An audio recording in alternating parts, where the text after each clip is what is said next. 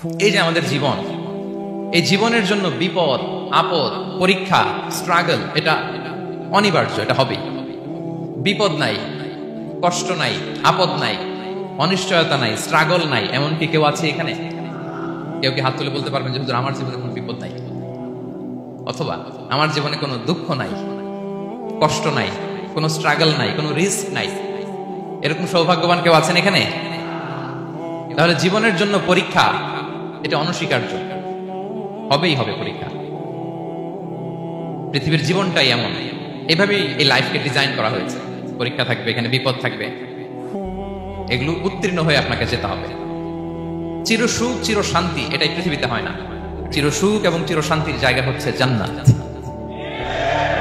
চির সুখ এবং চির শান্তি কোথায়? এটা জান্নাতের বৈশিষ্ট্য। চির সুখ চির শান্তি, টেনশন নাই, ঝামেলা নাই, পরীক্ষা নাই, বিপদ নাই, রিস্ক নাই, স্ট্রাগল নাই। এটা হচ্ছে দ্য ফিচার্স অফ জান্নাত, জান্নাতের ফিচার। কিন্তু সমস্যা বাদে কখন? যখন জান্নাতের ফিচার আমরা দুনিয়ায় খুঁজি, যেটা পাবো আমরা জান্নাতে, এটা খুঁজি কোথায়? এই তখনই সমস্যা বাদে। And this is the main problem. এটাই বড় সমস্যা। এই সমস্যার সমাধান কোথায়, এটা নিয়ে আজকে আমি কিছু কথা অ্যাড্রেস করবো ইনশাআল্লাহ। তো তাহলে আসুন শুনি জান্নাতের ফিচার কি। জান্নাতের কমন একটা ফিচার হচ্ছে জান্নাতে there will be no sickness in paradise. জান্নাতে কোনো অসুস্থতা থাকবে না, চিরসুস্থ। সুবহানাল্লাহ পড়েন। চিরসুস্থ, চির সবল, কেউ অসুস্থ হবে না জান্নাতে। জান্নাত হবে অ্যান্টি এইজিং, জান্নাতে বয়স বাড়বে না কারো। চির যৌবনা, চির যুবক, অ্যান্টি এজিং। আপনারা জানেন যে বর্তমান পৃথিবীতে অ্যান্টি এজিং ক্রিম পাওয়া যায় না? ক্রিম, কথা বুঝতেছেন? অ্যান্টি এজিং ক্রিম পাওয়া যায়। তারা বলে এই ক্রিম মাখলে চামড়ায় ভাঁজ পড়ে না। এটার দাম আছে কিন্তু অনেক। অ্যান্টি এজিং ক্রিম লাগায়, শ্যাম্পু ইউজ করে, অ্যান্টি এজিং অয়েল আছে, এটা দিলে নাকি চামড়ায় ভাঁজ পড়ে না। ইভেন ভারতের অনেক বড় একজন ব্যবসায়ী মুকেশ আম্বানি, নাম শুনছেন? যে তার ছেলের বিয়ে হয়ে গেল। তো এই মুকেশ আম্বানির স্ত্রী নীতা আম্বানি, সে কিছুদিন আগে এক বোতল গোল্ড ওয়াটার খেয়েছে, gold water, and its cost $60,000 $60,000 দাম এক বোতল গোল্ড ওয়াটারের। কেন? ফর অ্যান্টি এজিং, যাতে বয়সের ছাপ গালে না থাকে। এখন বলেন এভাবে কি আমাদের বয়সকে ধরে রাখা সম্ভব এই পৃথিবীতে? সম্ভব না, কারণ এই ফিচারটা দুনিয়ার ফিচার না, এটা জান্নাতের ফিচার। সুবহানাল্লাহ পড়েন। তাহলে জান্নাতে কেউ অসুস্থ হবে না। জান্নাত হবে চির যৌবন, চির যৌবনা। ওখানে আমরা যুবক থাকবো, প্রত্যেকে 33 বছরের যুবক যুবতী হয়ে জান্নাতে ঢুকবে। বিষ্ণু ইসলাম বলেন আহলুল জান্নাতি জুরদা ওয়া মুরদা ওয়া আবনাউ 30 ওয়া 30। জান্নাতে যারা যাবে শুভ্র দাড়িবিহীন, প্রত্যেকে হবে 33 বছর বয়সের। ওই যে 33 বছর বয়সে একবার ঢুকলেন আর বয়স বাড়বে না, ওইটাই চিরকাল ওই বয়স পাবে। জান্নাতের আরেকটা ফিচার হচ্ছে নো ফ্রাস্ট্রেশন, কোনো চিন্তা নাই, দুশ্চিন্তা নাই, হাইপার টেনশন নাই, সজীব প্রাণবন্ত। সুবহানাল্লাহ। জান্নাতের আরেকটা ফিচার হচ্ছে there is no expiry date in জান্নাত। এক্সপায়ারি ডেট আছে? জান্নাতে যে ঢুকবো 7 দিনের জন্য চেক ইন, নাকি? চেক ইন কয় দিনের জন্য? 7 দিন, 10 দিন পরে চেক আউট করে ফেলবে, এরকম? নো এক্সপায়ারি ডেট, আজীবন। একবার এন্ট্রি পেলে বের হওয়ার টেনশন নাই। আল্লাহু আকবার। তাহলে no expiry date, rather it's eternal, আজীবন থাকবেন, খালিদিনা ফিহা, চিরকাল থাকবেন। এবং জান্নাতের সবচাইতে গুরুত্বপূর্ণ ফিচার হচ্ছে there will be no death in জান্নাত। জান্নাতে আপনার আর মৃত্যু হবে না, মৃত্যুর বিদায় হবে। তার মানে আপনি অমর হবেন। তাহলে আপনি চির সুস্থ চির সবল হবেন জান্নাতে, চির যুবক থাকবেন, প্রাণবন্ত থাকবেন, আপনি অমর হবেন, আপনি জান্নাতে মরবেন না। জান্নাতীরা যখন জান্নাতে যাবে ফেরেশতারা ডেকে বলবে ইয়া আহলাল জান্নাতি ইন্না লাকুম আন তাসিহু ফালা তাসকামু আবাদা। জান্নাতীরা চিরকাল সুস্থ থাকবে, অসুস্থ হবে না। ইন্না লাকুম আন তাশিব্বু ফালা তাহরামু আবাদা, তোমরা শাবাব থাকবা, বুড়া হবা না। ওয়া ইন্না লাকুম আন তাহইয়াউ ফালা তামুতু আবাদা, চিরকাল বেঁচে থাকবা, মরবা না। এবং সেদিন জান্নাতে মৃত্যু দেয়া হবে, মৃত্যু দেয়া হবে। ইউতাল মাউতু বিকাবশিন আমলাহ, একটা ছাগলের আকৃতিতে মৃত্যুকে আনা হবে। ফায়ুযবাহুল মাউত, মৃত্যুকে জবাই দেয়া হবে। এবার জান্নাতীরা তাকিয়ে থাকবে, ফেরেশতারা বলবে ইয়া আহলাল জান্নাতি খুলুদুন ফালা মাউত, হে জান্নাতীরা চিরকাল এই জান্নাতে থাকবে। তাহলে জান্নাতের ফিচার পাইছেন? এখন কোন বোকা যদি এই ফিচার দুনিয়ায় খোঁজে, পাবে? পাবে না, কারণ দুনিয়ার ফিচার আলাদা। দুনিয়ার ফিচার কি? এই দুনিয়াতে বিপদ আসবে, কষ্ট আছে, দুনিয়াতে হতাশা আছে, ভয় আছে, অসুস্থতা আছে, বার্ধক্য আছে, এবং এই দুনিয়ার একটা এক্সপায়ারি ডেট আছে, আছে না? দ্য ডে ইউ ডাই, যেদিন আপনি মারা যাবেন, এটা আপনার এক্সপায়ারি ডেট। চলে যেতে হবে, চলে যেতে হবে। এই পৃথিবীতে মৃত্যুর অস্তিত্ব আছে, সবকিছু থমকে দিয়ে, আপনাকে চমকে দিয়ে মৃত্যু চলে আসবে, ঠিক কিনা বলেন? তাহলে এগুলো হচ্ছে দুনিয়ার ফিচার। এই দুনিয়াতে বিপদ আপদ, কষ্ট, ঝুঁকি, স্ট্রাগল, পার্থক্য, অসুস্থতা, এগুলো নিয়ে আমাদেরকে টিকে থাকতে হয়। এটা দুনিয়ার ফিচার, মিলাই ফেললে হবে না। জান্নাতের ফিচার একটা, দুনিয়ার ফিচার আরেকটা। দুনিয়াতে কষ্ট থাকবে, বিপদ আপদ থাকবে। এই দুনিয়ার ফিচারটা আল্লাহ তাআলা কোরআনের একটা আয়াতে খুব চমৎকার ভাবে উল্লেখ করেছেন, সেটা দিয়েই আমি আলোচনা শুরু করেছি। আল্লাহ তাআলা ইরশাদ করছেন, ওয়ালা নাবলুওয়ান্নাকুম বিশাইইম মিনাল খাউফি ওয়াল জু'i ওয়া নাকসিম মিনাল আমওয়ালি ওয়াল আনফুসি ওয়াস সামারাত ওয়া বাশশিরিস সাবিরিন। আল্লাহ তাআলা বলছেন, অবশ্যই অবশ্যই আমি তোমাদেরকে পরীক্ষা করব, ভয় দিয়ে, ক্ষুধা দিয়ে, সম্পদের ঘাটতি দিয়ে, আতঙ্ক দিয়ে, প্রাণনাশ দিয়ে, ফল ফসলের হানি দিয়ে পরীক্ষা করবে। কিন্তু এই পরীক্ষায় যারা উত্তীর্ণ হবে, যারা সবর ইখতিয়ার করবে, ওয়াবাশশিরিস সাবিরিন, ধৈর্যশীলদের জন্যই হচ্ছে সুসংবাদ। আলহামদুলিল্লাহ পড়ে। তাহলে সম্মানিত সুধী, আমরা বুঝতে পারলাম এই পৃথিবীর ফিচার হচ্ছে এখানে বিপদ থাকবে, বিপদ ছাড়া কেউ থাকবে না। স্ট্রাগল থাকবে, কষ্ট থাকবে, ঝুঁকি থাকবে, রিস্ক থাকবে, এবং নানা ধরনের বিপদ আপদ দিয়ে আল্লাহ তাআলা আমাদেরকে পরীক্ষা করবেন। এটা মাস্ট, এটা আমাদের মাইন্ডসেটে নিয়ে নিতে হবে। মাইন্ডসেটে এটা ক্লিয়ার থাকতে হবে। চিরসুখ চিরশান্তি এই দুনিয়াতে মিলবে, কোথায় মিলবে তাহলে? এটা তাহলে বিপদ আসবেই, আপদ আসবেই, পরীক্ষা থাকবেই আমাদের জীবনে। তবে ইন্টারেস্টিংলি মজার বিষয় হচ্ছে, পরীক্ষাটা এক একজনের এক এক রকম। পুরো পৃথিবীটা একটা পরীক্ষা ক্ষেত্র, কিন্তু কারো প্রশ্নপত্রের সাথে কারো প্রশ্নপত্রের কোনো মিল নেই। সুবহানাল্লাহ। আমার পরীক্ষা একরকম, আপনার পরীক্ষা আরেক রকম, ওই ভাইয়ের পরীক্ষা আরেক রকম, ওনারটা আরেক রকম। সবাই পরীক্ষার্থী, সবাই পরীক্ষার্থী, কিন্তু কারো প্রশ্নপত্রের সাথে কারো প্রশ্নপত্রের কোনো মিল নাই। কারোর জন্য পরীক্ষা হচ্ছে সে খুব অসুস্থ, প্রচন্ড অসুস্থতা, তার জন্য পরীক্ষা। ক্যান্সারের রোগী, দুরারোগ্য ব্যাধি, ডক্টর বলছে 4th স্টেজে চলে আসছে, কয়েক মাস বাঁচতে পারে, এটা তার জন্য পরীক্ষা। আবার কারো দেখবেন যে খুব একটা অসুস্থতা নাই, অসুস্থতার ঝামেলা নাই, কিন্তু তার দারিদ্রতা আছে, তার আর্থিক অনটন, এটা তার জন্য পরীক্ষা। আবার কারো দেখবেন অসুস্থতাও নাই, দারিদ্রতাও নাই, তার দাম্পত্য জীবনের সমস্যা আছে না নাই? অনেকের দেখবেন এগুলো কোনোটাই সমস্যা না, তার ছেলে কথা শোনে না, মাদকাসক্ত, মাদকাসক্ত, রিহ্যাবে পাঠায়, আবার আসে, আবার গাঁজা খাওয়া শুরু করে, আছে না নাই বলেন? দেখেন তার পরীক্ষাটা আবার আলাদা। অনেকের দেখবেন মেয়ে বাবার কথা শোনে না। আবার অনেকের দেখবেন যে ব্যবসায় সমস্যা, লসের পর লস, লাভ উঠাতে পারে না। তাহলে পরীক্ষা ছাড়া, বিপদ আপদ ছাড়া দুনিয়াতে কেউ নাই, কেউ নাই প্রিয় ভাইরা। এটা আমাদের মাথায় রাখতে হবে। পরীক্ষা আপনাকে দিতেই হবে, পরীক্ষা দিয়ে দিয়েই নিজেকে প্রমাণ করতে হবে। আর এক একজনের পরীক্ষাটা এক এক রকম, কারো পরীক্ষার সাথে কারো পরীক্ষার কোনো মিল থাকবে না।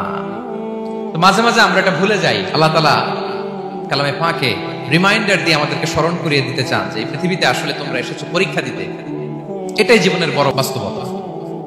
আমাদের জীবনে যত হতাশা, আমাদের জীবন নিয়ে যত অভিযোগ, আমাদের মনে যত কষ্ট, আমাদের হৃদয়ের ভেতরে যত অস্থিরতা, তার মূলে হচ্ছে এই সমস্যা যে আমরা ভুলেই গেছি আমরা পরীক্ষা দিতে আসছি। এটা যদি ভুলে না যান, এটা যদি আপনার মাইন্ডসেটে থাকে যে পুরো জীবনটা একটা পরীক্ষা, তাহলে দেখবেন কোনো কিছু আপনাকে কাবু করতে পারবে না। আপনি হতাশ হবেন না, জীবন নিয়ে আর অভিযোগ থাকবেন, আপনি ভেঙে পড়বেন না, সব অভিযোগ হতাশা দূর হয়ে যাবে। তারপরে বুঝতে পারলাম পরীক্ষা আপনাকে দিতেই হবে। পরীক্ষা দেয়া ছাড়া এই পৃথিবী থেকে চলে যাওয়ার কোনো চান্স বা সুযোগ আমাদের কারো নেই। সূরাতুল আনকাবুতে আল্লাহ তাআলা এই কথাটা আরো চমৎকার ভাবে বলেছেন। আল্লাহ তাআলা ইরশাদ করেছেন, আহাসিবান নাসু আইয়ুতরাকু আইয়াকুলু আমান্না ওয়া হুম লা ইফতানুন ওয়া লাকাদ ফাতান্নাল্লাযীনা মিন ক্বাবলিহিম ফালা ইয়া'লামান্নাল্লাহু আল্লাযীনা সাদাকু ওয়া লা ইয়া'লামান্নাল কাযিবিন। আল্লাহ বলেন, মানুষ কি ভেবেছে সে শুধু বলবে আমি ঈমানদার আর তাকে আমি জান্নাতে ঢুকাই দিব? না, কখনো না, কোশ্চিন কালেও না।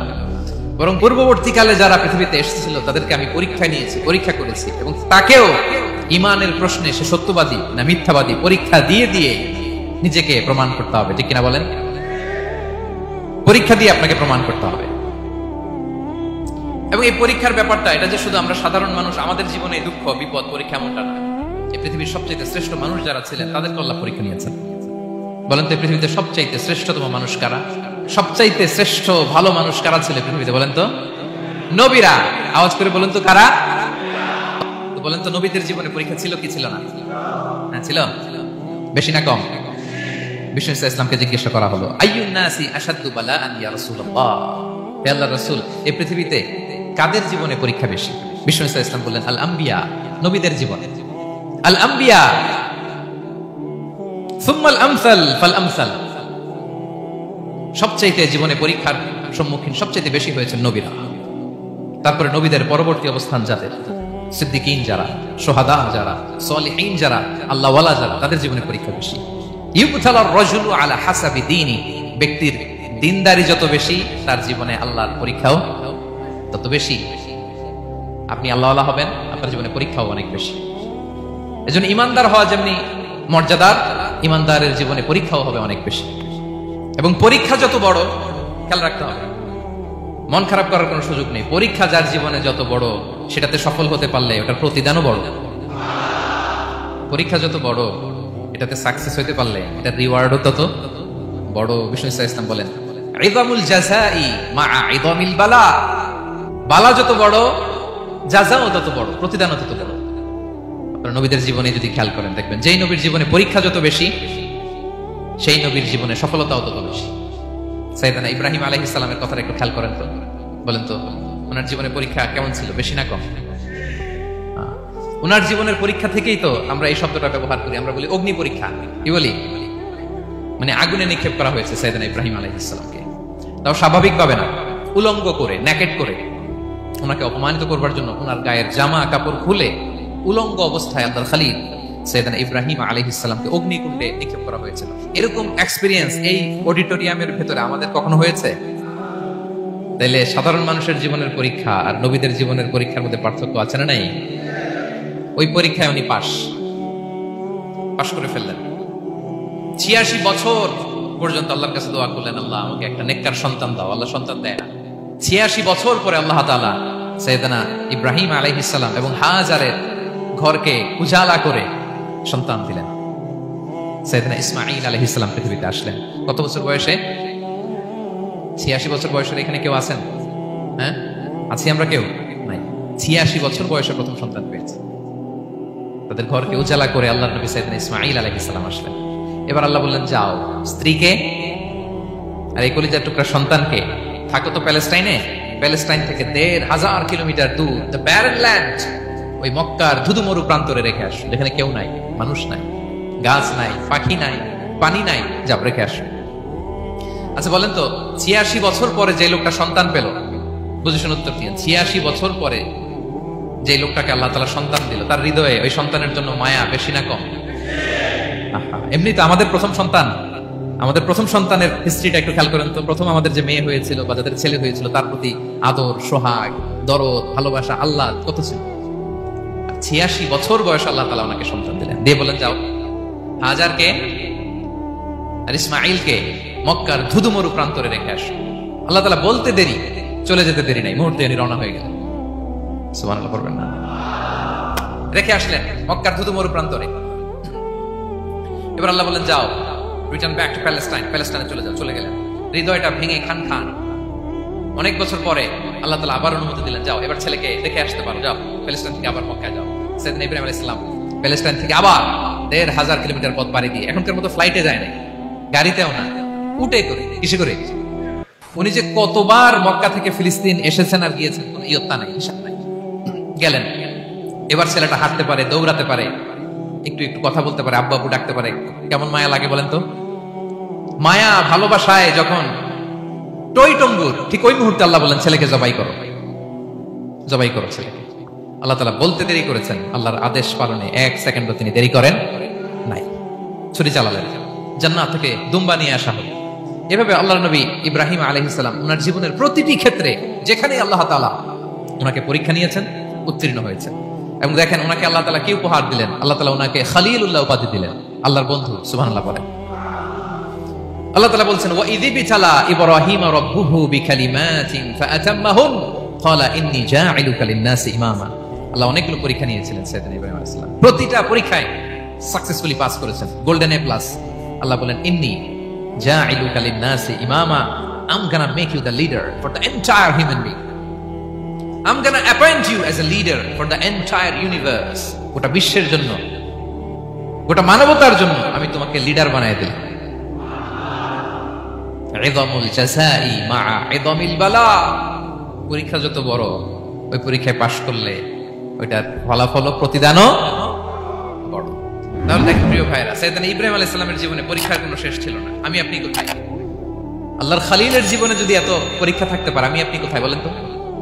এবার বলেন, সাইয়েদনা মূসা আলাইহিস সালাম, ওনার জীবনে তো কোনো পরীক্ষার ছিল না। গুণে শেষ করতে পারবেন? জন্মটাই তো হয়েছে পরীক্ষার মধ্য দিয়ে। মিশরের ছেলে সন্তান হইলে ফেরাউন বলছে জবাই করো, ওনার মা এরকম সিন্ধুকে করে ভাসায় দিলেন নীল নদীতে। আল্লাহু আকবার, কি একটা রোমাঞ্চকর পরিস্থিতির মধ্য দিয়ে আল্লাহ তাআলা ওনাকে বাঁচালেন। জন্মই হয়েছে পরীক্ষার মধ্যে দিয়ে। বড় হইলেন, ফেরাউনের ভয়ে দেশ ত্যাগ করলেন, মিশর থেকে মাদিয়ান। আবার আল্লাহর আদেশে যখন ফিরে আসলেন, আবার ফেরাউনের সাথে তর্ক বিতর্ক, যুদ্ধ। একটা রাত আল্লাহ নবী মুসা আলাইহিস সালাম শান্তি মতো মিশরে ঘুমাতে পারে নাই। একটা রাত শেষ পর্যন্ত এই ফেরাউন মুসা আলাইহিস সালামকে ধাওয়া করেছে। ফেরাউনের ধ্বংসের আগ পর্যন্ত সে মুসা আলাইহিস সালামকে ধাওয়া করেছে। তার মানে মুসা আলাইহিস সালাম এই বিপদ আপদ পরীক্ষা এগুলো থেকে মুক্তি পান নাই। এবার বলেন ঈসা আলাইহিস সালামের কথা, ওনার জীবনে তার পরীক্ষা ছিল না। কি পরীক্ষা ছিল? হ্যাঁ, আল্লাহু আকবার। Same scenario goes to the biography of every messenger in the world. সব নবীর ক্ষেত্রে একই ঘটনা ঘটেছে। সাইয়েদনা ঈসা আলাইহিস সালাম দাওয়াত যখন দিলেন, ওনার বিরোধিতা শুরু হলো, ওনাকে হত্যার ষড়যন্ত্র হলো, ইভেন কি ওনাকে মারার জন্য বনি ইসরাইলেরা উদ্ধত হলো, জানে বাঁচবার জন্য পালালেন। এক ঘরে ঢুকলেন, চারদিক দিয়ে ঘেরাও করলেন, উনি দরজা জানালা লাগাই দিলেন। ওরা বললো একজন দরজা ভেঙে জানালা ভেঙে ভিতরে ঢুকো, ঢুকে দেখো বেটা ঈসা কি করে। একজন ভিতরে ঢুকছে, ঢুকার সাথে সাথে বল রাফাআহুল্লাহু ইলাইহি, আল্লাহ তাআলা ঈসা আলাইহিস সালামকে উপরে উঠায় নিলেন। আর যেই লোকটাকে তারা ভেতরে ঢুকালো, তার চেহারাকে আল্লাহ তাআলা ঈসা আলাইহিস সালামের চেহারার মতো করে দিলেন। এবার তার বাইরের সাথীরা বলে ঘটনা কি? বেটা ঈসাও বেরোয় না, আমাদের লোকটাও বেরোয় না, সবাই ঢুক। দরজা ভেঙে ভেতরে ঢুকে দেখে ঈসা দাঁড়ায় আছে। বলেন তো এটা ঈসা না মিসা? এটা কি আসল ঈসা? ওমা কতালু ওমা সলাবু ওয়ালাকিন শুব্বিহা লাহুম। আল্লাহ বলে তোমরা আমার নবী ঈসাকে হত্যাও করতে পারো নাই, শুলেও চড়াতে পারো নাই, আমি সেফটি সিকিউরিটি দিয়ে আমার নবী ঈসা আলাইহিস সালামকে আকাশে তুলে নিয়েছি। তাহলে ওনার জীবনে পরীক্ষার শেষ ছিল না। এবার যদি আমরা বিশ্বনবী সাল্লাল্লাহু আলাইহি ওয়াসাল্লামের জীবনের দিকে তাকাই, ওনার জীবনটা দেখেন তো। আমাদের প্যারা নবী বিশ্বনবী মুহাম্মদুর রাসূলুল্লাহ সাল্লাল্লাহু আলাইহি ওয়াসাল্লাম, ওনার জীবনে কি স্ট্রাগল ছিল? স্ট্রাগল। মাক্কি জীবনের কথা যদি একটু খেয়াল করেন, দেখেন তো 3 বছর শিয়াবে আবি তালেবে জেল কেটেছেন, না খেয়েছিলেন। ওনার বংশের লোকেরা প্রথমে ছাগল খেয়েছে, ছাগলগুলো যখন শেষ, ছাগলের চামড়াগুলো শুকিয়ে ওইটা খেয়েছে। গাছের পাতা ছাল এগুলো খেয়ে খাবারের অভাবে বেহুশ হয়ে পড়ে থাকতো তারা। না খেয়ে কয়দিন ছিলেন আপনি? আমি কয়দিন ছিলাম না খেয়ে? মনেই তো পড়ে না, না খেয়েছিলাম কিনা কোনোদিন। এ হচ্ছে মাক্কি জীবন। মেন্টালি প্রেসার দেয়া হয়েছে। বিশ্বনবীর চাচা আবু লাহাব, তার 2 ছেলে উতবা আর উতাইবা, এদের সাথে বিয়ে দিয়েছিলেন 2 মেয়ের। যখন দাওয়াত দেওয়া শুরু করলেন, 2 মেয়েকে ডিভোর্স দিয়ে দিল। দেখেন, একটা বাবার জন্য প্রাপ্তবয়স্কা মেয়েকে যখন উঠায় নেওয়ার আগে ডিভোর্স দেয়, তার মানসিক অবস্থাটা কেমন থাকে বলেন? মেন্টালি প্রেসারাইজ করা হয়েছে, ফিজিক্যালি হ্যারাস করা হয়েছে। বিষ্ণু ইসলাম যখন নামাজে দাঁড়াতেন, উটের পচা নারী ভুড়ি বিষ্ণুনবীর কাঁধে চাপিয়ে দেওয়া হতো। আপনার জীবনে এরকম ঘটছে কখনো? আপনি নামাজ পড়তেছেন, উটের পচা নারী ভুড়ি আপনার কাঁধে চাপিয়ে দেওয়া হয়েছে। কয়দিন হয়েছে এরকম? কয়দিন হয়েছে? হ্যাঁ, তারপরে তো আলহামদুলিল্লাহ বেরোয় না মুখ দিয়ে। কেমন আছেন হুজুর? কইেন না, বেশি একটা সুবিধার না, তাই না? বেশি একটা একটু মিলাবেন। কতটুকু পরীক্ষা আমরা দিয়েছি। তায়েফে গেলেন বিশ্বনবী, তায়েফে গেছিলেন জমির বায়না দিতে, তাই না? জমি কিনবে তায়েফে। তায়েফবাসীদেরকে জাহান্নামের আগুন থেকে বাঁচাতে গিয়েছিলেন, নিজের জন্য না। সেখানে তায়েফের ছেলেরা পাথর মেরেছে বিষ্ণু ইসলামের গায়ে। এত শুভ্র দেহ ছিল, চেহারা ছিল, বিষ্ণুনবীর গা দিয়ে ঝরঝর করে রক্ত ঝরেছে, ফিজিক্যাল হ্যারাসমেন্টের শিকার হয়েছেন বিষ্ণু ইসলাম। যখন যেদিন বিষ্ণু ইসলামকে হত্যার ষড়যন্ত্র করা হলো, আল্লাহ তাআলার আদেশে তিনি মক্কা থেকে মদিনা হিজরত করলেন। মদিনাতে যে একটা রাত, সপ্তম হিজরির আগ পর্যন্ত শান্তিতে ঘুমাতে পারেননি। তিন দিকে তিন ইহুদি বসতি, বনু কাইনুকা, বনু নদীর, বনু কুরাইজা। খাওয়ার মধ্যে বিষ মিশিয়ে দেয়া হয়েছিল বিষ্ণু ইসলামের। বাজুর, খাসির বাজুর রান পছন্দ করতেন। এক ইহুদি মহিলা বিষ্ণু ইসলামের ওই রানের মধ্যে বিষ মিশিয়ে দিয়েছিল। ওই বিষের যন্ত্রণায় মৃত্যুর আগ পর্যন্ত বিষ্ণুনবী কাতরাতেন এবং উনি ইন্তেকালের সময় ওই বিষের ব্যথা যন্ত্রণাতে ইন্তেকাল করেছেন। বিষ্ণুনবীর ইন্তেকালটা শাহাদাতের ইন্তেকাল ছিল। বিষ্ণু ইসলাম বলেছেন, ওই যে খাইবার এলাকার ওই মহিলা যে আমার খাবারে বিষ মিশিয়েছিল, সেই বিষের যন্ত্রণা, বেদনা, কষ্ট আমি অনুভব করছি। খেয়ে না খেয়ে দিন প্রচারের কাজে নিজেকে দিয়েছ বিলিয়ে, তায়েফের কাফিরেরা চিনল না সে আলো, দুষ্ট ছেলেদের পিছু দিল লেলিয়ে, পাথরের আঘাতে ক্ষত বিক্ষত হয়ে সারা শরীর থেকে রক্ত ঝরে। হে রাসূল তোমাকে ভুলি আমি কেমন করে, হে রাসূল তোমাকে ভুলি আমি কেমন করে। হাজার ব্যথা বেদনার পরে ফিরে আসনি তুমি আপন ঘরে, দিনের আলো তুমি ছড়িয়ে দিতে চলে গেলে মদিনায় মক্কা ছেড়ে। হে রাসূল তোমাকে ভুলি আমি কেমন করে, হে রাসূল তোমাকে ভুলি আমি কেমন করে। ঠিক না বলেন? একটা রাত শান্তিতে, শান্তির ঘুম তিনি দিতে পারেন নাই। প্রিয় ভাইরা, তাহলে আমরা কি বুঝলাম? বিশ্বনবীর জীবনে পরীক্ষা ছিল কি ছিল না? আমাদের উপায় আছে? আমরা বাঁচতে পারবো এই বিপদ আপদ পরীক্ষা ঝঞ্ঝাল থেকে? বাঁচতে চাইলেও বাঁচতে পারবো? পারবো না। ইমাম মালিক আলাইহি রাহমা নাম শুনেছেন? ইমাম মালিক, ওনার জ্ঞান থেকে লাখো লাখো মানুষ উপকৃত হয়েছে, কোটি কোটি মানুষ উপকৃত হয়েছে। মদিনার রাস্তায় রশি দিয়ে ওনাকে টেনে হিচড়ে এক এলাকা থেকে আরেক এলাকায় নিত সালেম বাদশাহ। ইমাম মালিক আলাইহি রাহমা। ইমাম আহমদ ইবনে হাম্বল, উনাকে বেত্রাঘাত করা হতো, চাবুক দিয়ে পেটানো হতো। আমাদের মাযহাবের ইমাম আল ইমাম আল আযম আবু হানিফা আলাইহি রাহমা, উনাকে কারাবন্দী করা হয়েছিল। তার মানে দেখেন, যত বড় বড় স্কলার, যত বড় বড় মাশায়েখ, এমনকি আম্বিয়া আলাইহিস সালাম, উনারাও পরীক্ষা বিপদ আপদ থেকে রেহাই পান। পাইছে? তাহলে আপনি আর আমি পাবো? বলেন তো। তাহলে এটা আমাদের ব্রেইনে গেঁথে নিতে হবে যে জীবন মানেই এখানে বিপদ থাকবে, পরীক্ষা থাকবে, স্ট্রাগল করে করে আমাকে আগাতে হবে। কেউ আমার জন্য রেড কার্পেট বিছিয়ে রাখবে না। এই জীবনটা বড় জটিল।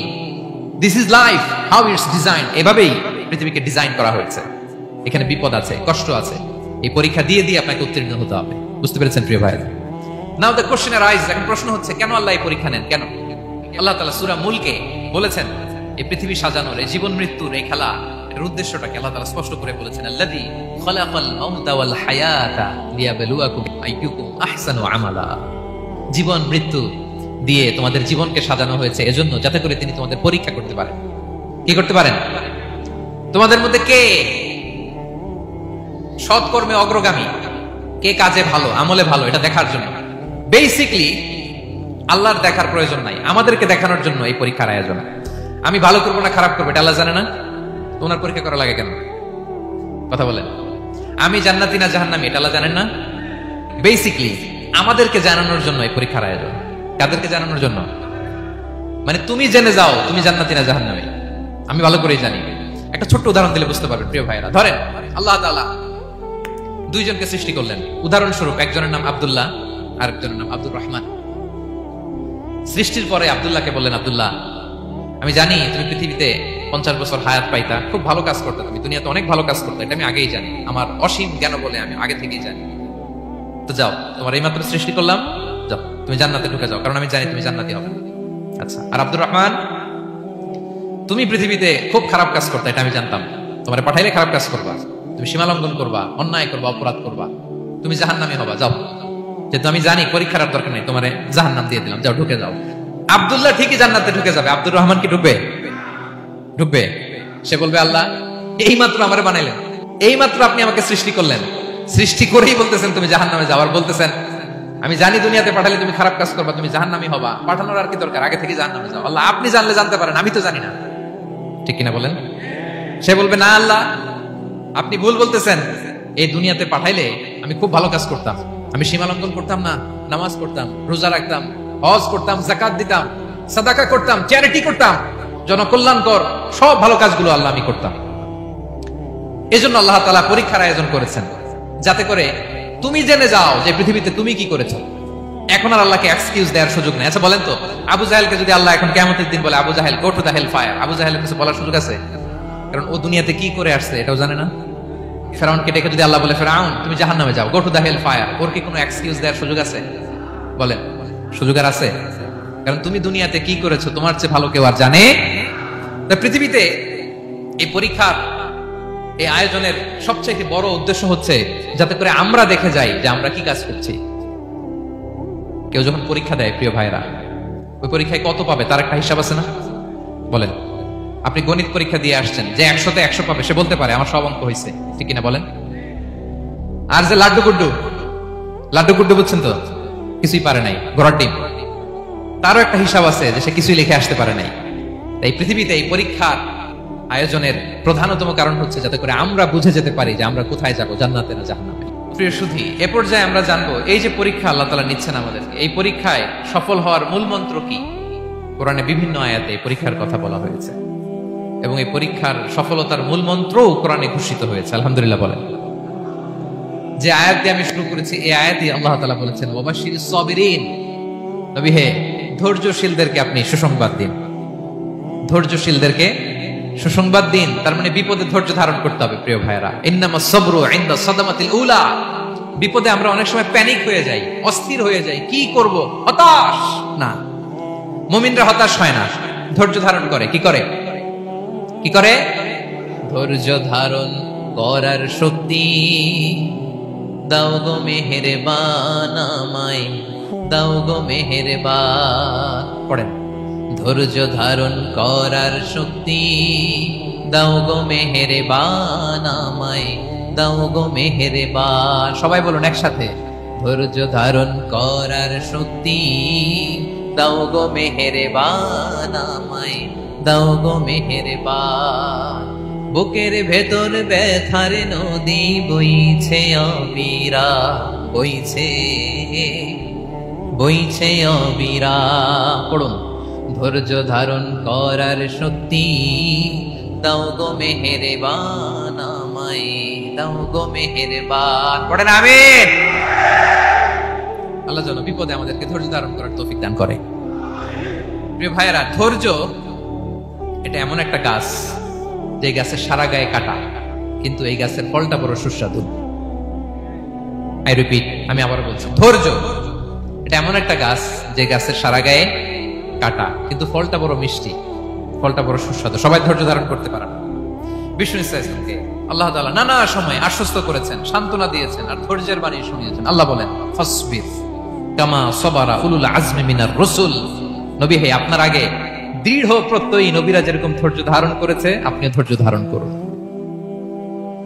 সূরাতুল মুজাম্মিল আল্লাহ তাআলা বলছেন ওয়াসবির আলা মা ইয়াকুলুনা ওয়াহজুরহুম হাজরান জামিলা, ওরা যাই বলুক আপনি ধৈর্য ধারণ করুন, ওদের কথাকে ইগনোর করুন, just ignore what they are saying to you. যা বলে আপনি জাস্ট ইগনোর করেন। ওরা বিষ্ণু ঈসা ইসলামের মনোবলকে ভেঙে দেওয়ার জন্য কখনো বিষ্ণু ঈসা ইসলামকে কবি বলে গালি দিত। কবি কি বলতো? শায়ের। কখনো বলতো মজনুন, পাগল। নাউজুবিল্লাহ পড়বেন না? পাগল বলে গালি দিত। মাঝে মাঝে বলতো কাহিন, গণক। মাঝে মাঝে বিষ্ণু ঈসা ইসলামকে তারা বলতো আবতার, লেস কাটা। মুহাম্মদ তোমার ছেলে নাই, তোমার বংশ নির্বংশ হয়ে গেছে, তোমার নাম নেয়ার মতো কেউ নাই। আহা, কপাল পোড়া। গোটা বিশ্বব্যাপী বিষ্ণু ঈসা ইসলামের সুনাম সুখ্যাতি ছড়িয়ে দিয়েছে কে? আকাশ বাতাস মাড়িয়ে, সাতাকাশ ছাড়িয়ে আল্লাহর আরশ পর্যন্ত আল্লাহ তাআলা বিষ্ণুনবীর সুনাম সুখ্যাতিকে সুউচ্চ করেছেন। ঠিক কিনা বলেন? ইগনোর করুন। আপনাকে কবি বলে, গণক বলে, আপনাকে পাগল বলে, আপনাকে লেস কাটা বলে, জাস্ট ইগনোর দেন। বর্তমান সময়েও নানা ধরনের ট্যাগ আমাদেরকেও দেয় কি দেয় না বলেন? দেয়? আমাদেরকে কি বলে? মৌলবাদী বলে। বলে বলে ওই যে রাজাকার বলে। রাজাকার রাজাকার খেলার দিন শেষ। মন মতো হইলে মুক্তিযোদ্ধা, মন মতো না হইলে রাজাকার, এই দিন শেষ। ওই দিন আর নাই, এই কার্ড দিয়ে আর খেলার দিন নাই। এগুলো মানুষ আর খায় না এখন, এগুলো গিলে না আর। সাধারণ মানুষ বড্ড সচেতন। দেখেন কালের বিবর্তনে, সময়ের আবর্তনে একই পরিক্রমা আমাদেরকে ট্যাগিং করে, আমাদেরকে মৌলবাদী বলে, ব্যাকডেটেড বলে, রাজাকার বলে, জঙ্গি বলে, যুদ্ধাপরাধী বলে। আছে না এরকম? ওয়াসবির আলা মা ইয়াকুলুন, নিজের সাথে মিলায় নেন, যা বলে ধৈর্য ধারণ করো। ওয়াহজুরহুম হাজরান জামিলা, জাস্ট ইগনোর দ্যাট, ভালোভাবে ইগনোর করেন, খালাস, সালাম দিয়ে কেটে পড়েন। তাহলে প্রিয় ভাইরা, এই বিপদ আপদ আমাদের পিছু ছাড়বে না, পিছু ছাড়বে না। নবীদের পিছু ছাড়ে নাই, আমরা কোথায়? আমরা আর কি? বিপদ আমাদেরকে ধৈর্য ধারণ করতে হবে, মনোবল হারাইলে হবে না।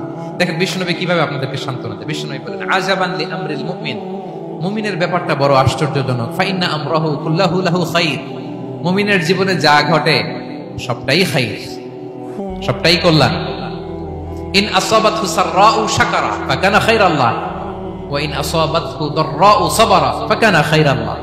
মুমিনের জীবনে যদি সুখ আসে তাহলে মুমিন শুকরগুজার হয়, এটা তার জন্য ভালো। আর যদি মুমিন জীবনে দুঃখ আসে তাহলে সে সবর ইখতিয়ার করে, এটাও তার জন্য ভালো। সুবহানাল্লাহ। তাহলে দেখেন, আমরা হয় সুখে থাকি নয় দুঃখে থাকি, ঠিক কিনা বলেন? তাহলে সুখের সময় আমরা শুকর করি, কি করি? শুকরগুজার হই। শুকরিয়া করাও একটা ইবাদত, শুকরিয়া করাও কি? আর দুঃখের সময় আমরা সবর করি, সবর করাটাও একটা। তাহলে আমাদের পুরো জীবনটাই ইবাদত, পুরো জীবনটাই সুখের সময় শুকর আর দুঃখের সময় সবর। আওয়াজ করে বলেন, সুখের সময় শুকর আর দুঃখের সময়। এই দুই ইবাদত মুমিন জীবনে চলমান, কন্টিনিউয়াস, একটা উইন উইন সিচুয়েশন। কি বলেন? উইন উইন হয়ে গেল না? যেই পরিস্থিতিতেই থাকে আমাদের জন্য লাভ। আল্লাহু আকবার। তাহলে প্রিয় ভাইরা, এটাই জীবনের বাস্তবতা। সবর আমাদেরকে ইখতিয়ার করতে হবে, হতাশ হওয়া যাবে না। মানে কি আমরা অল্পতে হতাশ হই। এই যে আমরা ধৈর্য ধারণ করছি, এর ফল পাচ্ছি না? দীর্ঘ দেড় দশক ধরে ধৈর্য ধারণ করছেন না আপনারা? এখন মুক্তি, স্বাধীনতা, বিজয় এনে দিয়েছে কে? ধৈর্য ধারণ করুন। ধৈর্যের যে ফলাফল, এটা বড় মিষ্টি। ধৈর্য এমন একটা গাছ, এই গাছের সারা গায়ে কাটা, কিন্তু এর ফলটা বড় সুস্বাদু, এর ফলটা বড় মিষ্টি। ধৈর্য ধারণ করার অভ্যাস করতে হবে প্রিয় ভাইরা। মুমিন হতাশ হয় না, হাল ছেড়ে দেয় না। মুমিন ভরসা রাখে একজনের উপর, তিনি কে? লা তাইয়াসু মির রাউহিল্লাহ ইন্নাহু লা ইয়াইয়াসু মির রাউহিল্লাহ ইল্লাল কওমুল কাফিরুন। আল্লাহর রহ থেকে, রহম থেকে নিরাশ হয়ে যাও না। কাফির ছাড়া, অকৃতজ্ঞ ছাড়া কেউ আল্লাহর রহ থেকে, আশা থেকে নিরাশ হয় না। শয়তানের সবচেয়ে বড় মিশন হলো আমাদেরকে হতাশ বানানো, এটা খেয়াল রাখতে হবে। শয়তানের সবচাইতে বড় মিশন কি? আমাদেরকে হতাশ করে দেয়া। হতাশ বানাইতে পারলে সে সাকসেসফুল, খুশি। কিন্তু আমরা এত সহজে হতাশ হই না, আমরা নিরাশ হই না, আমরা বিপদে হাল ছেড়ে দেই না। আমরা ভরসা রাখি এক মহান সত্তার উপর, তিনি কে? মনে থাকবে, বিপদ আসলে ভেঙে পড়বেন, ভিসা না হইলে কান্নাকাটি শুরু করবেন, ব্যবসায় লস হইলে হাউমাউ, হ্যাঁ, দেশ থেকে কোনো দুঃসংবাদ আসলে হতাশ হবেন, ভেঙে পড়বেন। ধৈর্য ধারণ করব আমরা। আওয়াজ করে বলেন, আমরা কি করব? সবর। বিপদ ট্যাকেল দেওয়ার প্রথম স্টেপ হচ্ছে সবর, ধৈর্য ধারণ করতে হবে। অবশ্যই সাবিরিন, ধৈর্যশীলদেরকে সুসংবাদ দাও। বিপদ থেকে বাঁচার দ্বিতীয় স্টেপ হচ্ছে এই বিপদ থেকে উত্তরণের চেষ্টা করতে হবে, কন্টিনিউয়াস প্রচেষ্টা চালিয়ে যেতে হবে। ওয়াল্লাযীনা জাহাদু ফিনা লানাহদিয়ান্নাহুম সুবুলানা, যারা আমার রাস্তায় চেষ্টা করে, প্রচেষ্টা করে, স্ট্রাগল করে, তাদেরকে আমি পথ দেখিয়ে দেই, সুবুল দেখিয়ে দেই, ওয়ে আউট দেখায় দেই, এক্সিট দেখায় দেই। কোথাও আটকাবেন না আপনি, আপনাকে এক্সিট দেখাই দিবে কে? মালয়েশিয়াতে কেলুয়ার বলে না? কেলুয়ার কি বলে চিনেন? কেলুয়ার মানে কি? এক্সিট। এক্সিট পেয়ে যাবেন, আটকাবেন না আপনি জীবনে কোথাও। 3 নাম্বার, আল্লাহর উপর তাওয়াক্কুল করতে হবে বিপদ আসলে। ওয়া মান ইয়াতাওয়াক্কাল আলাল্লাহি ফাহুয়া হাসবুহ, আল্লাহর উপর যে তাওয়াক্কুল করে আল্লাহই তার জন্য যথেষ্ট হয়ে যায়। তাহলে বিপদে প্রিয় ভাইরা আমরা প্যানিক হব না, ধৈর্য ধারণ করব, বিপদ থেকে উত্তরণের সর্বোচ্চ প্রচেষ্টা চালিয়ে যাব, আর ভরসা রাখবো একজনের উপর, তিনি কে? আর বিপদ আসলে এটাকে নেগেটিভলি নেবেন না সবসময়। বিপদ আপদ এটা অনেক পজিটিভ ভালো জিনিস আমাদের জীবনে বয়ে নিয়ে আসে। শাইখুল ইসলাম ইবনু তাইমিয়া আলাইহি রাহমা উনি বলতেন, খুব দামি কথা, খুব হেভি ওয়েট কথা, মনোযোগ দিয়ে শুনুন। তিনি বলতেন, যে নিয়ামত তোমাকে আল্লাহ থেকে দূরে সরায়, ওই নিয়ামতের চেয়ে বিপদ ভালো যে বিপদ তোমাকে আল্লাহর দিকে ধাবিত করে। আই রিপিট, আমি আবারও বলি, যে নাজ নিয়ামত তোমাকে আল্লাহ থেকে দূরে সরিয়ে দেয়, সে নাজ নিয়ামতের চেয়ে ওই বিপদ আপদ ভালো যে বিপদ আপদ তোমাকে আল্লাহর কাছে টেনে দেয়। তাহলে বিপদ আপদ আসলে আপনি হতাশ হবেন? আর কখনো দুঃখ করবেন? মোয়ারের ভাইরা, আর মন খারাপ করবেন? আপনি খেয়াল করে দেখেন, বিপদ আসলে আমরা আল্লাহরে ডাকি বেশি। যখন অসুস্থ আপনি খেয়াল করেন তো, আল্লাহ আল্লাহ তুমি ছাড়া বাঁচানোর কেউ নাই, আল্লাহ আল্লাহ তুমি হেফাজত করো, আল্লাহ তুমি সুস্থ করে দাও। যখন লাইফ থ্রেট, দেখেন আপনি গুম হয়ে যেতে পারেন, আপনার কারাবন্দী করতে পারে, এরকম একটা বিপদের মধ্যে আছেন, তখন খেয়াল করেন তো আল্লাহর সাথে আপনার কানেক্টিভিটি, রিলেশনশিপটা কতটা ডেভেলপ হয়।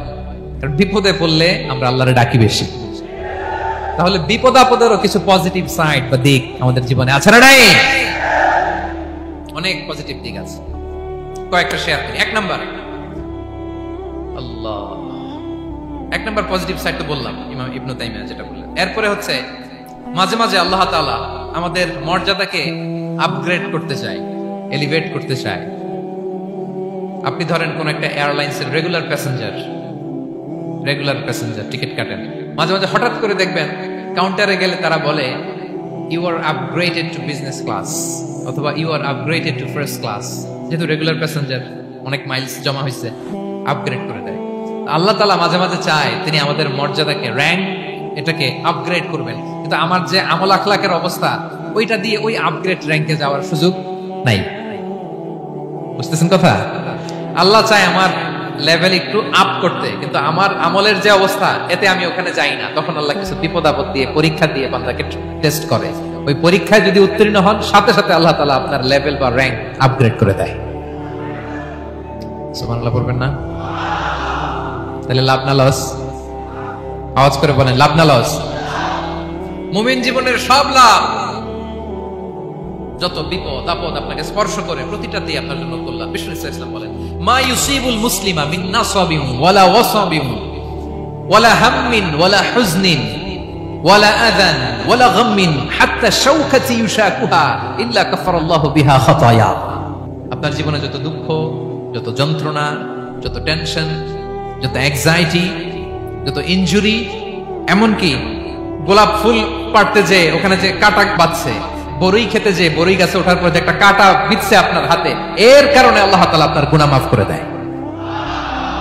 সুবহানাল্লাহ। তাহলে বিপদ আপদ দিয়ে আল্লাহ বান্দার মর্যাদাকে আপগ্রেড করে। বিপদ আপদে ফেলে আল্লাহ তাআলা বান্দার পাপ মোচন করে। বিপদ আপদ দিয়ে আল্লাহ তাআলা বান্দার শাস্তি মওকুফ করে। এমন পাপ করছেন, এটার জন্য শাস্তি বরাদ্দ হয়ে গেছে, কিন্তু আল্লাহ তাআলা ওই শাস্তি থেকে মাঝে মাঝে আপনাকে বাঁচাতে চায়, তখন কিছু বিপদ দিয়ে বান্দারে পরীক্ষা করে। উত্তীর্ণ হলেই আল্লাহ তাআলা ওই শাস্তিকে মওকুফ করে দেয়। তাহলে আসুন সামারি করি, পুরো আলোচনাটার সামারি করি। এক নম্বর সামারি হচ্ছে বিপদ আপদ, পরীক্ষা, স্ট্রাগল, কষ্ট, এটা সুন্নাতুল্লাহি ফিদ দুনিয়া। এই দুনিয়ায় আল্লাহর সুন্নাত, এর বাইরে কেউ যেতে পারে না, ইভেন নট দ্য মেসেঞ্জার্স, নবীরাও। আজকের আলোচনায় শুনছেন না নবীদের জীবন দিয়ে কি গেছে, ups and downs, test and trial, নবীরাও না। তাহলে এটা আমাদের মাইন্ডসেটের সাথে সেট আপ করে নিতে হবে যে অতীতে, বর্তমানে, ভবিষ্যতে বিপদ আপদ মুক্ত এই পৃথিবীতে কেউ থাকবে না। পারবেন? হ্যাঁ, এটা মাইন্ডসেটে নিয়ে নিতে হবে যে এটাই জীবন, বিপদ আপদ দিয়ে আল্লাহ পরীক্ষা করবেন। এটাই পৃথিবী। চির সুখ চির শান্তি এই পৃথিবীতে খুঁজলেই পাওয়া যায় না। শুরুতে বলছিলাম না, চির সুখ চির শান্তি। বলেন তো এটা কি দুনিয়ার ফিচার না জান্নাতের ফিচার? জান্নাতের ফিচার দুনিয়ায় খুঁজলে পাওয়া যাবে? যাবে। তাহলে আজকের আলোচনার এক নম্বর লেসন হচ্ছে বিপদ আপদ এটা সুন্নাতুল্লাহি ফিদ দুনিয়া।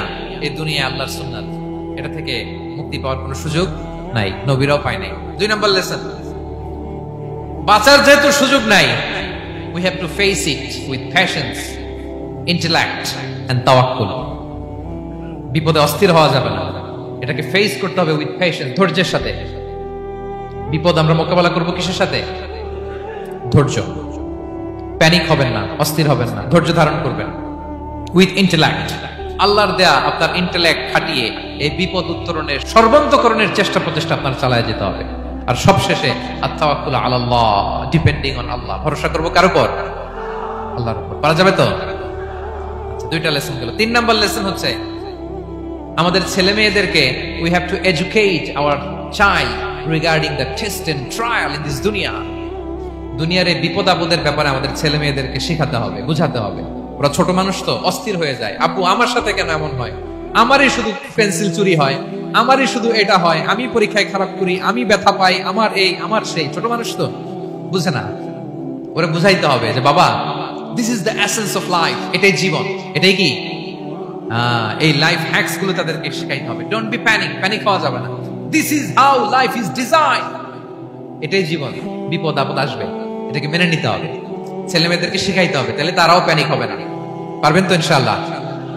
আচ্ছা, 4 নম্বর লেসন হচ্ছে যেটা আমরা জানলাম, এই বিপদ আপদ সবসময় আমাদের জন্য খারাপ না। সামটাইমস ইট ব্রিংস খায়র for us if dealt properly. ঠিকমতো বিপদকে ডিল করতে পারলে এটা আসলে আমার জন্য আখেরে কল্যাণই বয়ে নিয়ে আসে। কি বলেন, তাই না?